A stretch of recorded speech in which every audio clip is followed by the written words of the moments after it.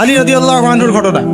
আল্লাহ নবী বললেন শেষ রাতের বেলা, আগামীকাল বাদ ফজর আমি এমন একজনের হাতে পতাকা দিব যাকে আল্লাহও ভালোবাসেন, তার রাসূলও ভালোবাসে, যে নিজেও আল্লাহকে ভালোবাসে, রাসূলকে ভালোবাসে। সব সাহাবীরা আকাঙ্ক্ষা করলেন যে আমি হব সেই। ওমর ইবনে খাত্তাব মনে করছেন আমি মনে হয় সেই সাহাবী। সকালে উঠে নবী সাল্লাল্লাহু আলাইহি ওয়াসাল্লাম বলছেন সাল্লাল্লাহু আলাইহি ওয়াসাল্লাম, আলী ইবনে আবি তালিব কোথায়? নামাজে আসলেই কেন?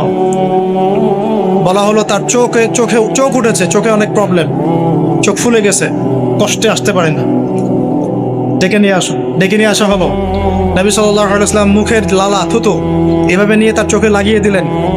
আলী ইবনে আবি তালিব বলছেন আগে এই চোখে যা দেখতে পারতাম না তাও দেখতে পারা সম্ভব। পতাকা দিলেন, খায়বারে যাও। খায়বারে নামুস দুর্গ জয় হচ্ছিল না। কোন দুর্গ? নামুস। খায়বারে যাও, ওখানে মারহাব একজন সেনাপতি আছে, ইহুদিদের বড় কমান্ডার। বলছে ওদেরকে আগে ইসলামের দাওয়াত দিবা, যদি ইসলাম কবুল করে যুদ্ধের দরকার নাই। ওই হাদিসটা এখানে এসেছে, লাউ ইয়াহদিয়াল্লাহু বিকা রাজুলান ওয়াহিদান খায়রুল লাকা মিন হুমুরিন নাআম।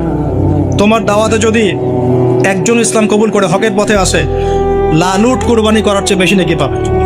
এটা এখানে আসছে হাদিসটা। আর যদি দাওয়াত কবুল